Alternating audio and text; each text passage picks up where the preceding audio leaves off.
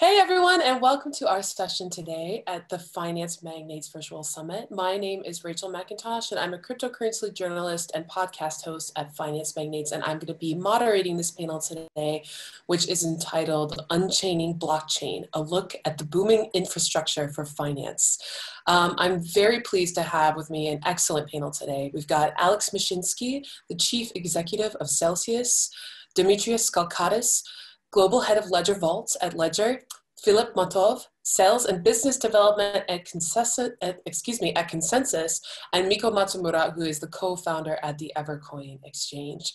So our discussion today is going to last for about 45 minutes. We'd love to hear from you during today's presentation. If you have a question for our speakers at some point during this webinar, please feel free to leave us a little message. And if we don't get to your question today, we'll do our best to follow up with you afterward.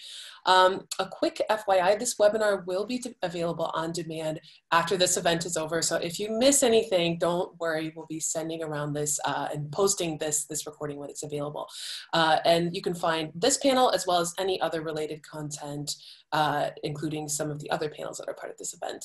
So last but not least, we would love it if you could share information about this event and this panel in your social media networks. Sharing is caring, as you know, so please take the time to do that if you can. And without any further ado, let's get this conversation rolling. So first of all, I'm going to ask each of the panelists today to introduce themselves just briefly before we jump into the discussion, starting with Miko. Yeah, okay. So I'm a co-founder with the Evercoin, which is a mobile wallet and exchange. And I guess I can't help but to editorialize. Like, I feel like a kid in a candy store here because, I'm an avid user of a bunch of these products, including Celsius, of course, and MetaMask, which is like a consensus thing, and Ledger. So, like, it's great. It feels like it feels really good to be here. Yeah, awesome. I know how you feel, Mika. I know exactly how you feel. So next we'll go to Philip, and I have to say I love your light show that's going on in the background. Thank you. Great to meet everybody. My name is Philip. I've been supporting the development of consensus business in Europe, Middle East, and Africa. I've been also helping with product market fit and go-to-market strategy for a lot of our products at Consensus, including our digital asset products, decentralized finance, payment solutions, compliance, and of course, core blockchain infrastructure software solutions. Back in 2017, prior to Consensus, I started one of the first blockchain advisory companies in Southeast Europe. And prior to that, I worked with BNP Paribas in Tokyo for 3 years, helping support the digital transformation of the group. So looking forward to a great panel, guys. Yeah, wonderful. Thank you, Philip. And next we'll go to Demetrius. Hello, everybody. Thank you, Rachel. It's a pleasure being here with this esteemed panel. I've been with Ledger now for over 2 years, heading up their enterprise vault business, which is a secure technology platform for securing digital assets and in storage and transmission of assets. Our technology is used by banks, exchanges, and trust companies to either self-custody or be a custodian in the marketplace today. Also, obviously, Ledger is very well known for our Ledger Nanos, the S and the X. Thank you, Miko, for the plug. I appreciate it. And we'll get into that in the panel of how well both retail and institutional business is doing this year. Prior to Ledger, I spent all of my time on Wall Street with both large exchanges in the United States, NASDAQ and New York Stock Exchange. Okay, thank you so much, Demetrius. And last but not least, we have Alex Mashinsky. Alex, who are you? Thanks, Rachel. We've done enough, interviews for you to be able to do it, but I'll take the honors. And so I'm a serial entrepreneur. Then this is my 8th startup as a founder, right? This is really painful even saying that. So this is my 3rd unicorn. Celsius is the 3rd unicorn that I helped create, and we just announced yesterday that we're 3.3 billion in assets. We just did a an audit with chain analysis, so to verify all of the assets. And so one of the largest players in DeFi and CeFi, over 250,000 users worldwide. And the most exciting thing about our company is that we paid $110 million in interest income to our users. That's really what we're proud of, that we made a lot of people connect, at least either get started or achieve their financial independence, or be able to achieve their financial dreams. So that's a mission and the goal of the company.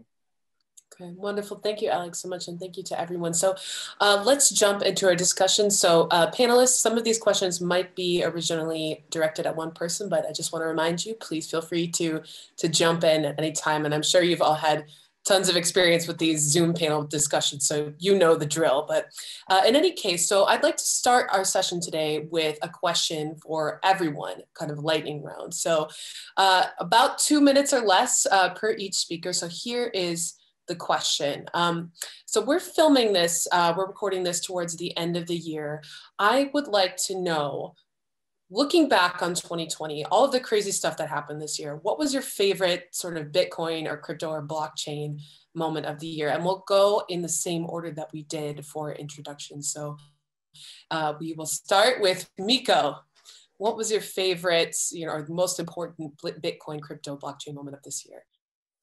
I would say it's so hard to really single out one event, right? But I would say, if I were to kind of maybe symbolize it a little bit, like maybe we could peg it to like the launch of Filecoin. I know it's a really weird, obscure corner of something, but like the thing that's so interesting is that it's a bit of a symbolism of like people who built complex products and shipped, right? Who kind of were from the sort of ICO era, and it kind of went through and just built and built and built and built and shipped a meaningful, robust, worldwide product to some success. Like I mean, you could certainly look at other folks in this panel that way. I mean, I think Celsius fits that story as well, right? But I think that the symbolism is more like that.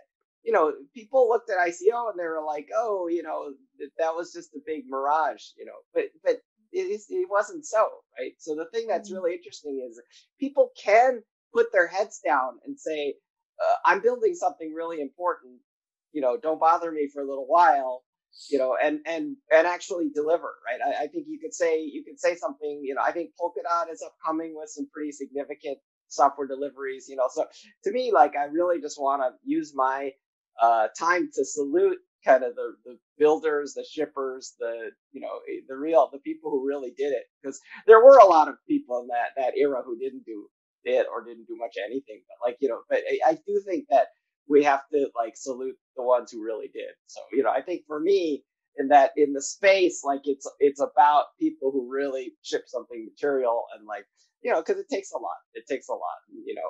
Obviously many groups asked us to be patient at various times along the way, and I think the whole community is getting rewarded in some ways for being patient. Bitcoiners certainly, but lots of others. Yeah, definitely. In the space, 2 years can feel like a lifetime, or many lifetimes even. But you're right. We really have kind of come full circle with some of these projects that launched in 2017. And people felt like quitting individually, and yes, felt like, and people felt like quitting these different projects, and I think hodling was kind of a big winner. So I think patience paid off. Definitely. Thank you, Miko. So next we'll go to Philip. So Philip, if you could name one thing, one event, one happening this year that's most important or your favorite in the crypto blockchain space, what would it be? Yeah, patience and persistence, Miko. These are my favorite ones. But so for me, by far the most exciting moment this year, after years in the making, was the Genesis block of the Beacon chain came into existence on December 1st. So that fundamental change introduced this phase 0 the transition from proof of work to proof of stake consensus mechanism for the network. So this is really just the beginning of a transition towards a much more scalable and secure Ethereum. So the start could not have gone more smoothly. But also one of the goals of ETH2 upgrade has always been to increase the ways in which people can contribute to the security of the network and share their upsides. So I'm very excited about that. And also, I really want to shout out to what Miko said. A lot of people stayed strong, developed, continue to work and support this transition, but also many others happening in the blockchain beyond Ethereum. Yeah, definitely. ETH2, it's like there's so many other things going on that it almost slipped under the radar in a way, but I'm so it's very exciting that happened. Thank you, Philip. Next, we'll go to Demetrios. What was your favorite crypto moment of the year? Well, Rachel, I'm going to cheat. I probably have two. But, go for it. There's no rules. Well, first and foremost, obviously, what we've gone through this past year and us being able to adopt and still keep business flowing and flourishing, I think has been a huge testament to the commitment of this whole entire blockchain and crypto space and the people that are in it and trying to make it thrive. To me, I think as Ledger, we're focused on both retail and institutional adoption. I think the regulatory guidance that has been coming out has been helpful. Specifically, the OCC letter earlier this year, I think, has been very helpful, allowing banks to custody digital assets. I think that is huge, and I think we're starting to just see people, more mainstream institutions and banks and trust companies entertain how I can custody crypto and offer this up as a retail product in a mainstream type of way, whether it's part of our retirement investment accounts or so on and so forth. The other thing I think as part of that adoption is obviously seeing folks like Nomura and PayPal launch Komainu, which is a regulated custodian out of the Jersey Islands, and then PayPal obviously entering the space, trying to make it more mainstream for everybody to buy and sell and store their crypto. So I think those are the main things that we're taking step-by-step progressions in making this asset class more mainstream to the common user. Yeah, exactly. And then, sorry. No, I was just going to say that, kind of bringing it back to the mainstream user, bringing all these things back to the people is definitely the most important thing. So thank you, Demetrios. And last but not least, Alex, what was your favorite moment of this year? Yeah, so Philip stole my punchline with ETH 2.0. And we were, I think we contributed, yeah, no worries. We contributed the last 25,000 ETH to make sure that Ethereum launches on time and on schedule. I mean, we run on Ethereum, so we felt like, okay, we have to put something in there. And we decided to just go 10x on what Vitalik did. So we put about 10 times more than Vitalik and made sure that we got it launched on time. That was the most important thing. But it was obviously a community effort. But I don't want to repeat what other people said. So I'm going to choose something else. And I think for us, the kind of like the big thing that I think made 2020 different is that we've proven a second use case or a second killer app for blockchain, right? So if you think of Bitcoin as a store of value, which kind of was the main purpose of almost every application, successful application on the blockchain for the first 10 years, and you look back at our white paper in 2017, where we said it's all going to be about yield, and we've been screaming that for 3 years. In 2020, finally, several million people said it's all about yield. Let's join the party. So we're very happy that that other people are recognizing that yield is what's going to bring 100 million people into crypto, and that we are experimenting with all these amazing protocols and algorithms and ways of both creating yield and harvesting yield and so on. So I'm very excited that that is taking hold, because frankly, I'm not I wasn't a big believer in security tokens or NFTs or some of these other verticals, just because in the order of events, they're not what comes next. Yield is what comes next. And if we do it right and we build bridges to centralized finance, we can bring over not just the people, but also, again, trillions of dollars to make the future better for everybody. Yeah, absolutely. Very exciting, Alex. Very, very great stuff. I actually, I didn't know that Celsius was a contributor to the transition like that. So really cool. Good to know. So now let's move on. So my next question is actually for Miko. So Miko, a few years ago when when Bitcoin was first kind of becoming part of this mainstream financial conversation, so to speak, there was a lot of talk about how Bitcoin and blockchain would one day integrate into finance. So we were talking a few minutes ago about how some of these things that were predicted or, that were set up in 2017 have kind of come full circle. So this year with, everything that's happened with DeFi, the growing popularity of Bitcoin as like, a quote unquote portfolio optimizer or, hedge store of value, et cetera. Do you think that, some of that moment has arrived? Are we really at the point of true mainstream adoption, or, is there more to go?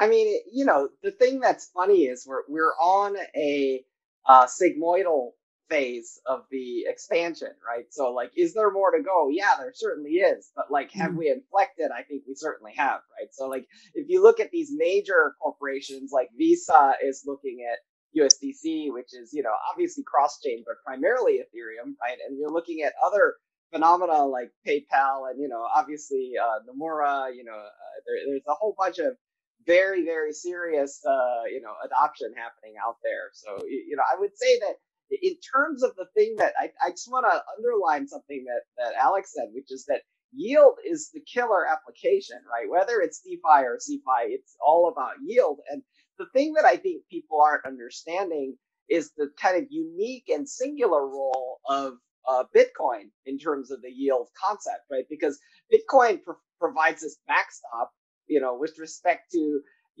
thinking about global money supply, right? So if you really think about Bitcoin, like, Bitcoin is sort of like, M0 for blockchain. It's basically the base layer because it just produces yield as a function of sitting there. I mean, as a function of, let's just say as a function of government money printing, which, in the COVID era is kind of going, bananas, right? So, I think that's really the base thing. I would say that like, if you go above that and look at risk and yield, yield is basically being produced by, people taking risks, and you're, most of the people are getting yield from others who are getting wrecked, right? So, that's a different class of yield. Bitcoin is kind of, a backstop. Bitcoin is kind of the central bank of all cryptocurrencies. So, I think as far as mass adoption, like, I think the mechanism, the killer app for the platform is yield. Like, I think I totally agree with Alex. Yeah, definitely. And Alex, do you want to chime in on that as well? Sure. Yeah. Look, it's for a lot of people from the outside, seeing Celsius paying 100 times more than JP Morgan in interest income, right? On dollars. You just take your dollars, you convert them into stable coins, and suddenly they earn 100 times more. Looks like medieval magic. It's like a voodoo thing that somebody managed to create, So and for the first 3 years of our existence, everybody called us a scam, and everybody thought that we were a Ponzi scheme, and then everybody started copying it. They figured out, okay, this is how they do it. Let's just do it as well, right? So and I always say that it's not that we are so great. It's not like we are a group of geniuses that figured it out. The banks are stealing from us so badly that we just got used to this environment that's paying us for our hard-earned money, 0.1% in the United States. Or if you're in Europe, you have to pay money to put your money in Germany in the bank. They charge you 1% per year or so. Switzerland, right? More than that. So we live in a world where again, we are the ones creating the money, right? We work hard. We converted our time into dollars through labor. And then the government comes and penalizes penalizes us while they're printing more and more of those dollars. So taking that in our hands and basically saying no more, we're going to create our own economic system that's detached from the dollar or the euro or the yen, is something that we have the right to do. It's not like banks were never given this God monopoly to manage our funds, right? So I see this as, again, I was one of the first people to create Voice over IP, and we took all the power away from the phone companies, and I just love seeing how we're taking the power away from the banks. I mean, I can't sleep. That's how excited I am about the stuff that's happening. Yeah, for sure. Anybody else, Demetrios or Philip, do you have anything to add to that before we move on? Okay, so let's move on in that case. So Demetrios, this next question is for you. So I want to ask you a little bit about your area of expertise, which is custody. And of course, custody has been, from day one, when Bitcoin was invented, like this is the one thing that end users experience, and really that if other than all these apps and all these different things that have come about as a result of cryptocurrency, like custody has always been something that end users have experience with directly. So I'd like to ask you a little bit about the progress that you see cryptocurrency making this year, kind of from a custody perspective. And of course, there's sort of the retail side of that as well as the institutional side. So what do you think? Look, from a retail perspective, obviously, we are firm believers that if you don't control your keys, you don't control your assets. So it's trying to be put that self-reliance on the individual to manage their own assets, and to Alex's point, kind of be their own bank to a certain extent. So Ledger provides a very excellent technology where we sold over 2 million units of our Nano retail product in over 170 different countries. And we're seeing a very strong bullish market in 2020, even going through this pandemic, for everything that we've talked about today, whether it's the traditional banks not providing a proper yield, Alex and others are providing an opportunity for yield, the DeFi, the appreciation of Bitcoin and Ethereum and other prices. People are trying to diversify their assets. They're trying to put a little bit into the Bitcoin and blockchain assets to see how they can appreciate over time. So you're seeing that mass adoption of people taking more control and managing their keys and managing their own assets more expeditiously. So we're seeing a very strong kind of bullish market in our retail sector. And then on the institutional side, you're seeing, again, mass adoptions. There's not a day that goes by that there's not a new entrance into the custodial landscape. And you need that digital infrastructure plumbing and that regulatory oversight. So for institutions to say, yes, I'm going to allocate certain assets into the blockchain crypto space. You're seeing Ray Dalio now talk about it. You're seeing the largest asset manager in the world now talk about it from a resource allocation perspective. You're seeing the Nomuras, you're seeing the PayPals, you're seeing the excellent Wyoming legislature allowing those folks to create the banking charter to custody digital assets. Again, the OCC statement, all these things are natural progressions of adoption for both retail and institutional daily use and activity and adoption of blockchain and crypto. So I think we're still very much in the infancy. It's not, mainstream by any stretch of the imagination. You're just now seeing folks figure out how wealth managers can offer 8% or 5% or 10% of RIA allocations into the blockchain crypto space. And how do we do that systematically and securely via regulated custodians? Or can I do that myself as an individual, managing my own keys and managing my own assets?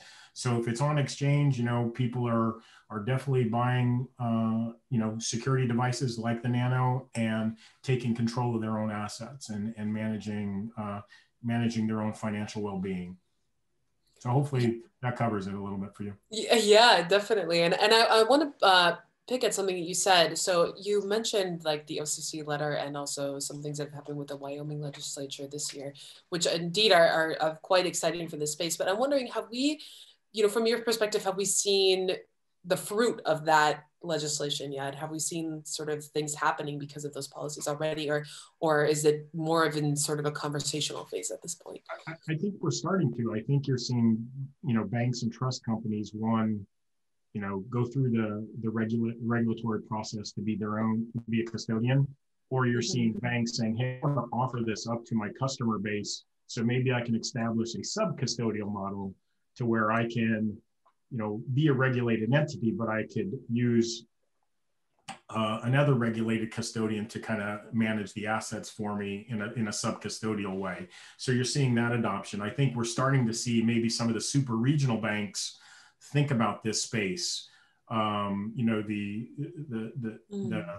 Capital Ones and the Fifth Thirds and the others kind of go, okay, how can I offer this up to my customer base? So as well as you just saw today, an announcement, from the partnership between Northern Trust and Standard Chartered Bank, offering, developing a custodial offering and going for their FCA approval in Europe.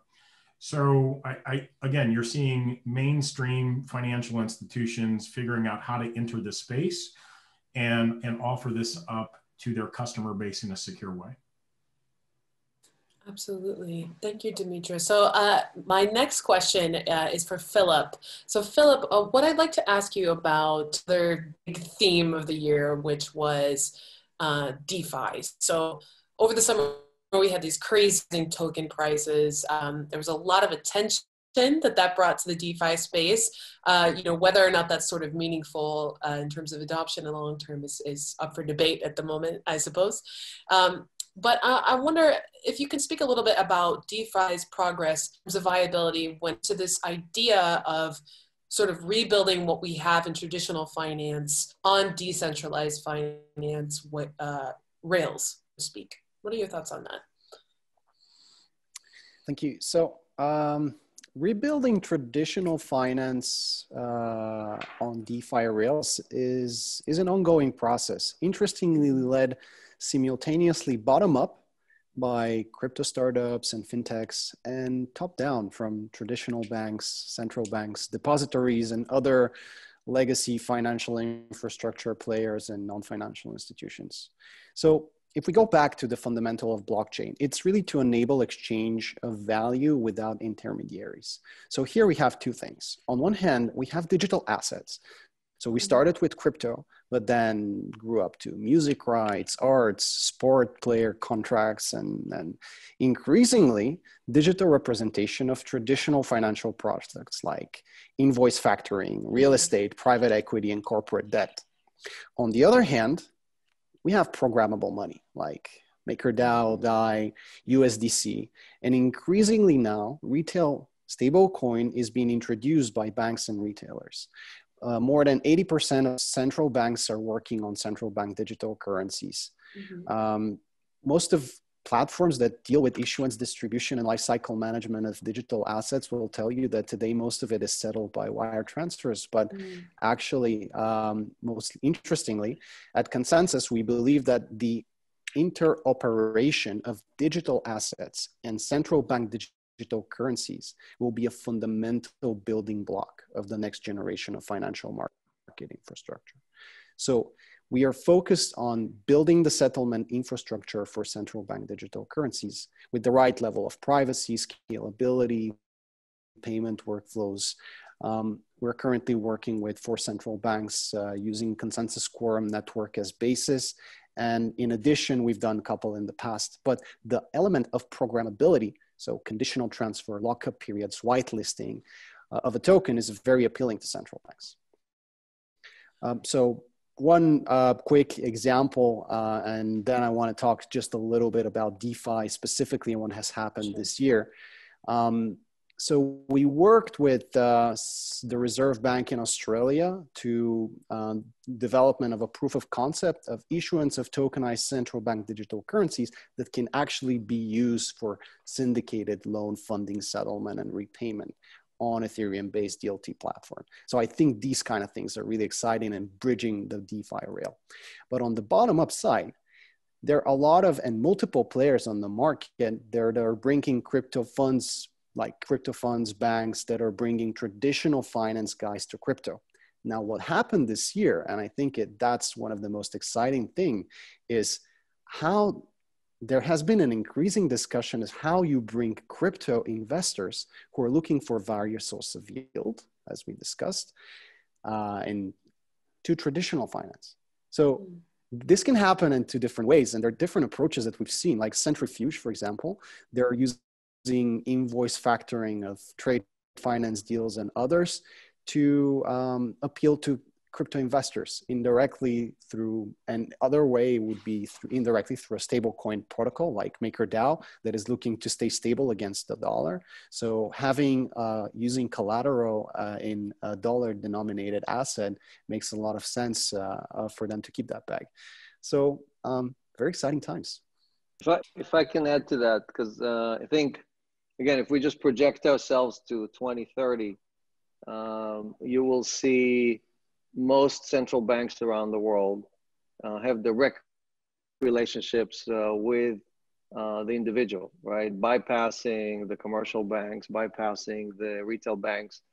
And you're starting to see the seeds of that in China, where they have already a tokenized yuan that they're kind of airdropped in one province in China and started testing that infrastructure. And the reason that that's going to happen is that today there's about $270 trillion worth of debt, and there's about less than $250 trillion worth of assets, meaning the debt that we all carry is greater than the assets that we have. So, and you cannot reflate that, you cannot remonetize it, you cannot fix it, right? You can pump that bubble as much as you want, but eventually all these commercial banks are going to have to be bailed out. And the way they're bailed out is that the central bank replaces the IOU that you have with your bank, because all you have from them is an IOU, right? The bank, Citibank, tells you, I owe you $100,000 or $5 or whatever. That's it, right? Replace that with a deposit in your wallet that is issued by the central bank. So, so just preparing people for this tsunami. That I know it's controversial what I'm saying, but I just don't see any other way of all of us going through any other scenario. So yes, all roads lead to decentralization. All roads lead to the blockchain. But anyone who gets stuck with old dollars or old yuan or yen or anything like that is going to find that they're holding IOUs. Yeah, does anyone want to chime in on that as well? Not everybody at once. Oh my goodness. Okay, but I wanna touch also on this question of like central bank digital currencies a little bit more, and Alex, you just talked about this a little bit as well. This has been a big year for CBDCs. You know, we haven't really seen so many launches, but everybody's talking about it right now. There's studies on just about every continent of the viability of these things. In some cases, there's trials, you know, in China and other places in the world. Philip, I want to ask you. So when you said that Consensus is working on building the rails for these CBDCs, how are you working on building these rails if these don't really exist yet? Thank you for that question. So. Consensus has had a lot of experience in building large blockchain infrastructure platforms for financial industry.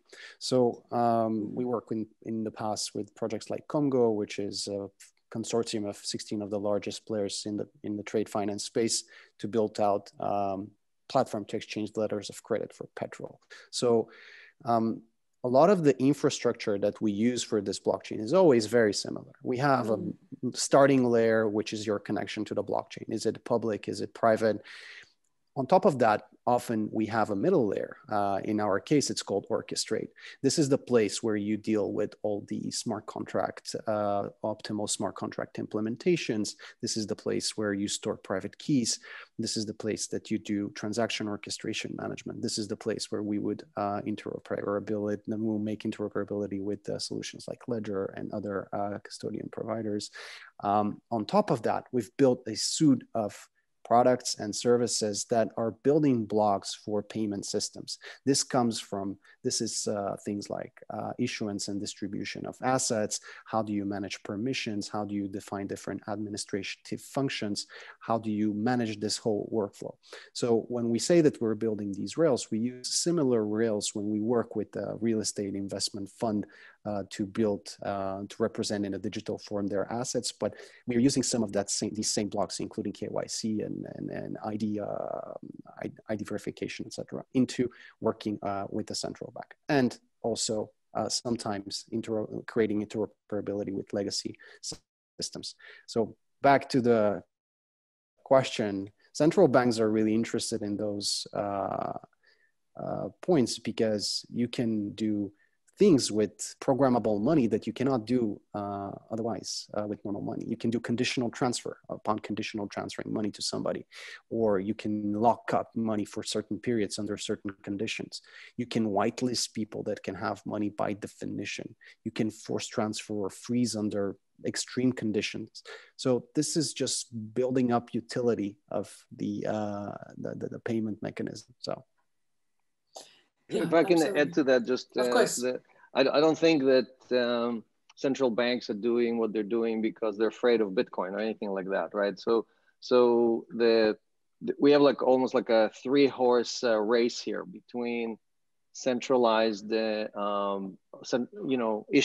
that basically they'll continue printing as much money as they did in the normal world, right? Meaning it's not like just because the Chinese government is moving to a digital yuan, they're not going to continue printing, or the digital euro is not going to be like limited supply like Bitcoin is.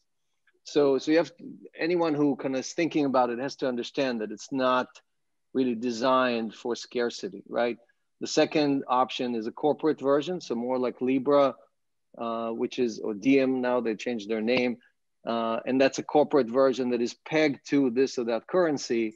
And it just gives you all this new functionality that Philip is talking about, but it doesn't change anything fundamentally, right? Basically, it's just a horse that can do new tricks, but it's still riding on the fiat rails. And the third option is really the open architecture, limited supply stuff that we are dealing with every day, Ethereum, Bitcoin, and so on, which is a completely different architecture, right? So all of us, we the users, have to decide, are we going to jump on horse 1, 2, or 3? And we have to vote with our pockets which technology we want to win. Because again, going back to the internet days, we had 3 horses also, the same 3 horses. And luckily all of us voted for the open internet and not the government version or the corporate version. So just putting that in context as well, I think is important for the viewers.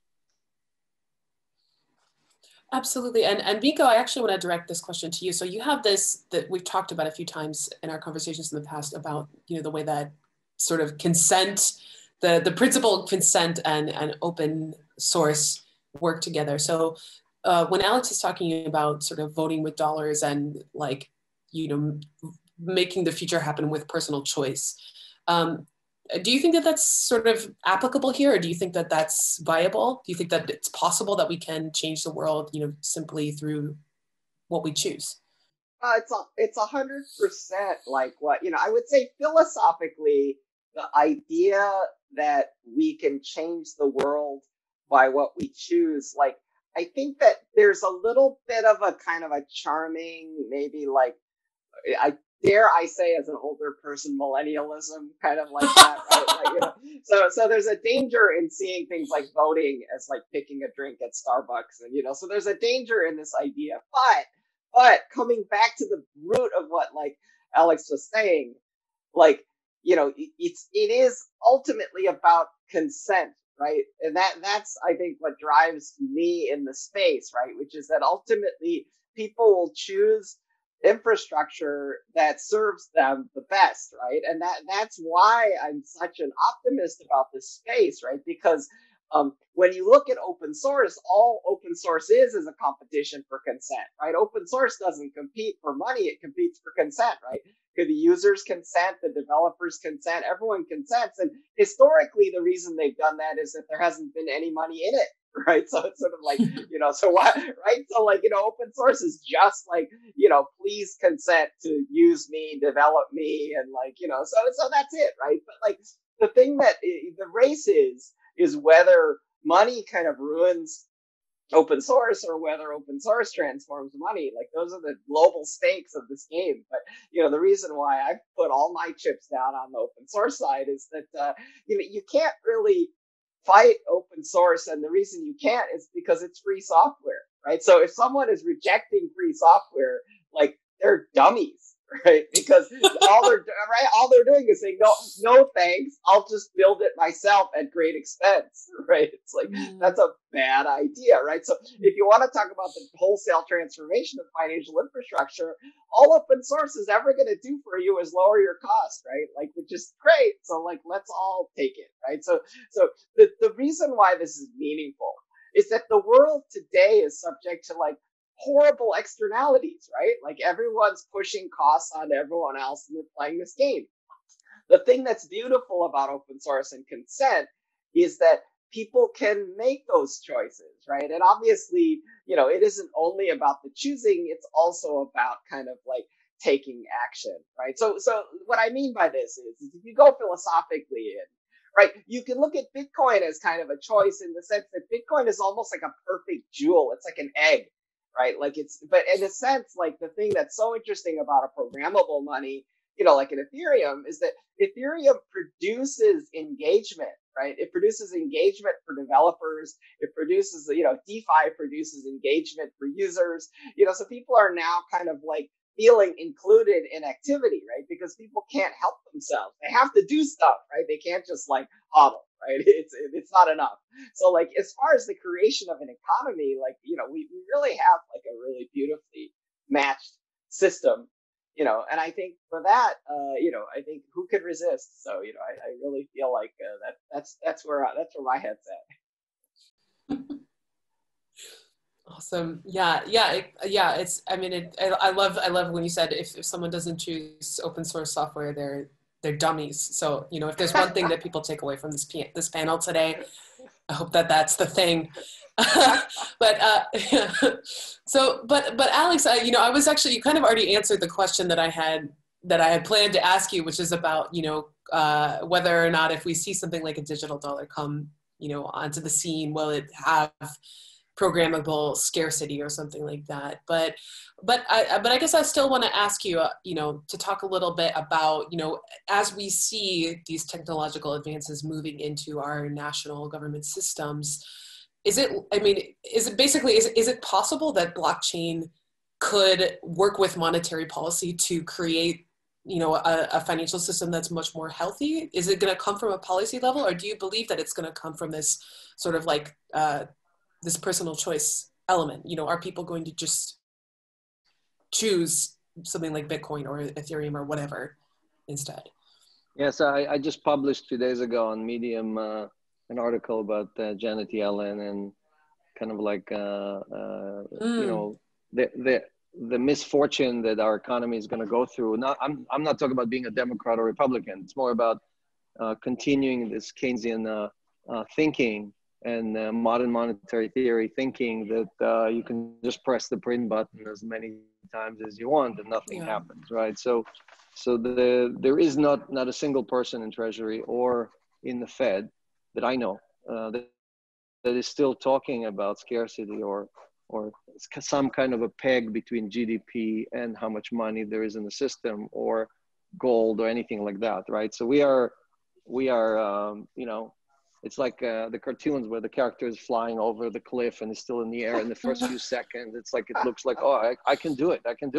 So we're right in that moment, right? We're about to crash and everybody's still thinking, like, no, look, we're still hovering, so there is no basis for what's happening, right? And just a simple illustration of what I'm talking about. So this year, I know we all live in crypto and we're all excited that it doubled 100, Bitcoin doubled or went up even more than that.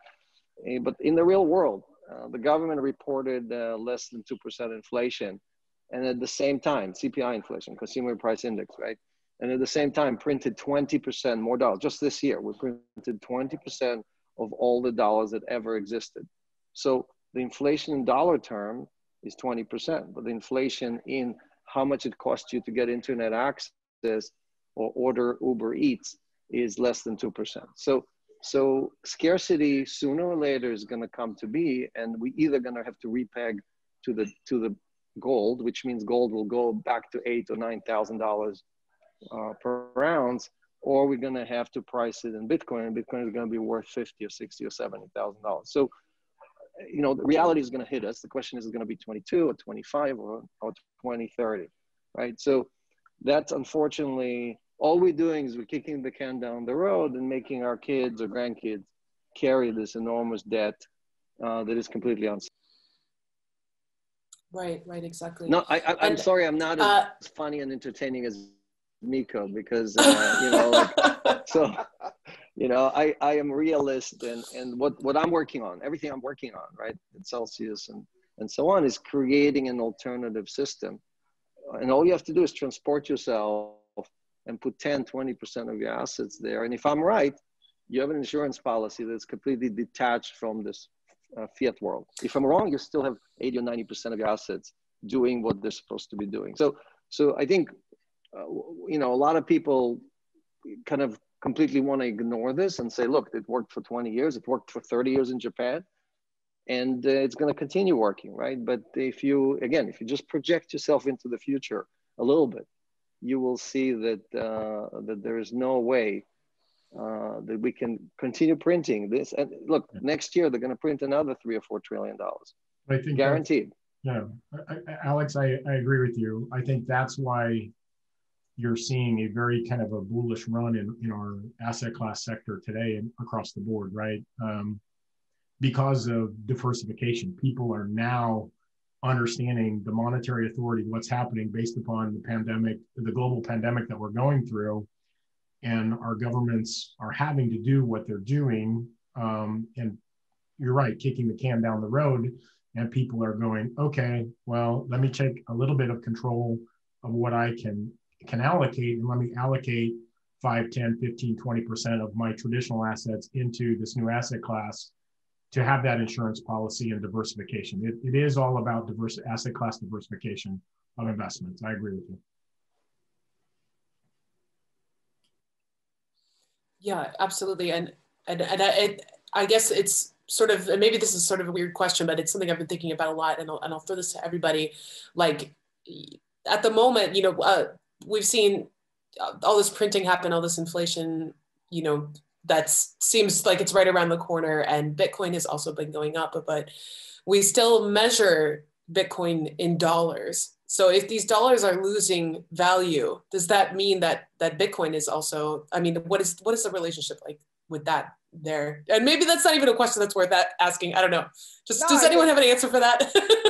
I think it's psychological, right? And I think that one of the things that's so fascinating is, you know, if you look at the, you know, international standards for measurement, right? Like some of these standards of, you know, like if you look at, take an example of like Celsius, right? Like not the company, but actually, you know, the degree measurement, right? So if you look at Celsius, it's kind of like, well, 0 is based on a physical property of like water, right? Which is, you know, and 100 is based on a physical property, guess what, of water. And guess what? The planet has a lot of water around, and that's pretty neat, right? So there are people who are arguing that Bitcoin becomes like the universal standard for measurement of value, you know, because it's not pegged to any kind of like a government agency or anything else, right? And it's weird, right? Because we have these standards. Like, for example, there was a video of Prince Charles talking to a bunch of little kindergartners, and he was talking about the prime meridian, and he was talking about Greenwich Standard Time, right? And it's basically this sort of frail legacy of empire, right? He's basically like, hey kids, what time is it on the moon?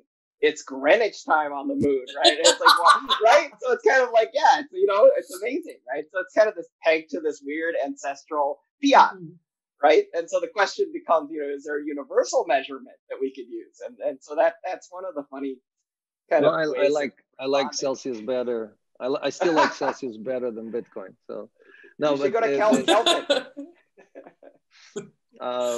Kelvin will be at absolute 0, and I don't like that. You know? Okay, thank you. Yeah, thank you, Miko, for answering that. But look, one Bitcoin is one Bitcoin. The only thing that changed, to your point, Rachel, is that it used to be $100 to buy one Bitcoin, and then it was 1,000, and then it was 10,000, and now it happens to be $19,000 to buy a Bitcoin. So you're right. I mean, there's no the dollar. Unfortunately, the dollar. It's very difficult for the average human to understand that there's 20% more dollars. Where did they go, right? They're all in the stock market. They're not really, they haven't hit you or me. You didn't get a raise, did I? I didn't give myself a raise. So I think it's called the centillion effect, where basically the money printed actually goes into financial markets first, and only 2 or 3 years later, it kind of finds its way to the average, to the street, where your ice cream suddenly costs twice as much, right? So I think we haven't felt that yet, right? It hasn't hit us yet, because $7 trillion, 20 trillion worldwide, $7 trillion just in the United States, has not hit us yet. Yeah, amazing. You guys, I want to thank you all so much for your time. We're almost out of time here, so I want to end with one more sort of lightning round, just to close everything up.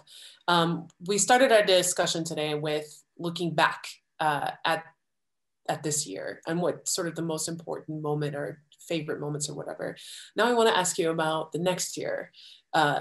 Looking forward, looking ahead, based on what we have now, the trends that we're seeing, different things that are being invented as we speak, what are you most excited about in the space this year to come? And I want to start with Philip. Yeah, so the horizon on 1 year, 5 to 10, it's always the same. We always hope for the same thing, and we just don't know how long it will take to happen. But I definitely see CBDCs and stable coins like DAI or USDC becoming gradually the norm for exchanging value. This will provoke a widespread issuance, distribution, and lifecycle management of all assets on the blockchain. So this may start with some alternative assets, but will soon transition towards equity, bonds, derivatives, as blockchain-based infrastructure replaces gradually and granularly legacy infrastructure. New business models like getting a P2P loan using your tokenized house as collateral will be born using your digital identity. All of this is inevitable because it's a much faster and cheaper way of creating new opportunities for people. And at the same time, I expect a significant rise in the usage of utility tokens and distributed systems, which will change the foundation of how society functions. So breaking data silos and building more towards a just future. So I'm going to be focusing on these things next year. Okay, very, very exciting. Thank you, Philip. Demetrios, what about you? Look, I think as we continue to go down this continuum of further adoptions and new products and diversification and acceptance, what Ledger is founded on is security, right? You have to have an inherent focus on the security of assets, both kind of at rest and in motion.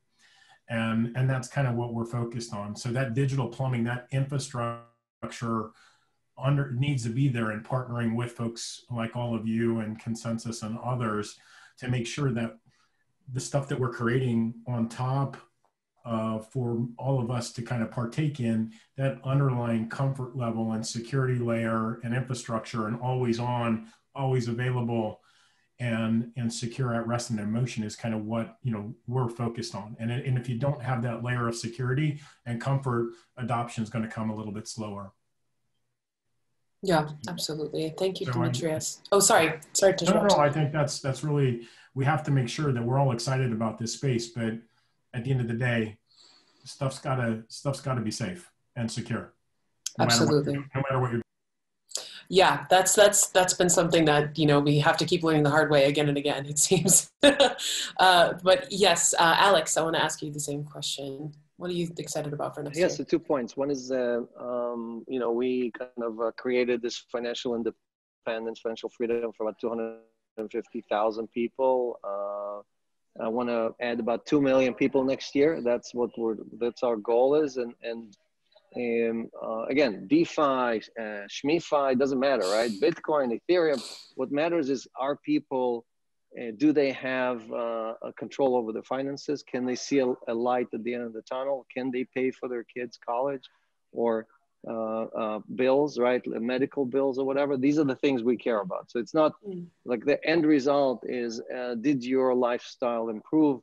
Are you worried about your future or not? These are the things that we are trying to solve for our community, right? And on the pricing side, I was lucky enough. I did some predictions in February and March of 2020, saying that we're going to hit all-time highs in Q4 of this year, and it came true. And now I look like a genius. Everybody's like, "Hey, Alex, give us the exact price for 2021." So I am going to make a prediction. Okay. I'm going to make a prediction, and my prediction was, I said that last week as well, that so you don't have an exclusive, Rachel, but you have at least a repeat.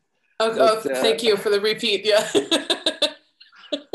So that we're going to hit 16,000 before we're going to hit 25,000, meaning it's a good thing. Most people say, "Wow, what are you talking about?" It's a good thing because this will be your last chance, all of you watching, last chance to buy Bitcoin at less than $20,000, because after that, we're going to 30,000 or higher, and you will never see that price again. So we're going to have a retrenchment.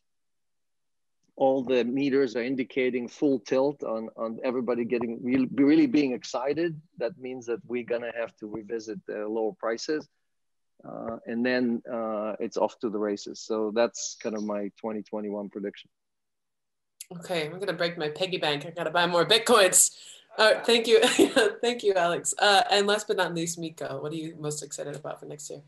Yeah, I mean, I do think, obviously, mass adoption, but to me, like, mass adoption is a bit of a cliche. I mean, everyone's been talking about it forever, but really the thing that I think, if we really understand it, then it is the fruition of an exponential phenomenon, right? And so the question becomes, well, why is it and what is it that's exponential?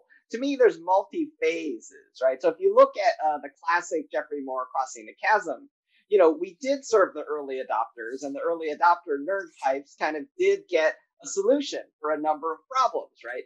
But the thing that's great about this chasm crossing inflection point towards mass adoption is, I think that what Philip was alluding to with the emergence of CBDC, and also you're seeing like merchants coming through Visa, coming through PayPal, coming through CBDC and coming through DM from Facebook, right? We're really kind of going towards a new layer of actual utilization, right? And that's going to be kind of the exponent that takes this thing up, because at the end of the day, what drives the exponentiality of the phenomenon of adoption is really this kind of network effects, right? So just like the internet, right?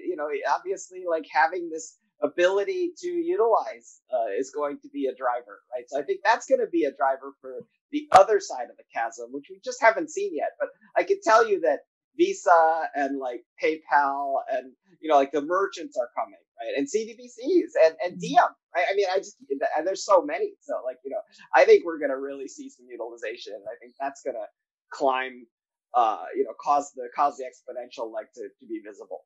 Okay. Yeah, definitely. And then we'll have to check in with all you guys at the end of next year to see if your predictions came true. So I'm going to hold you all to your word. But anyways, guys, thank you so much for your time. To our audience, thank you so much for joining us on this discussion. I hope you enjoyed it. I certainly did. Please stick around, check out some more of our sessions today. And I want to thank each and every one of you guys. Stay safe. Have a very happy holiday season. Thank you, Rachel. Thanks, Happy Rachel. holidays. Thank Thank you. you.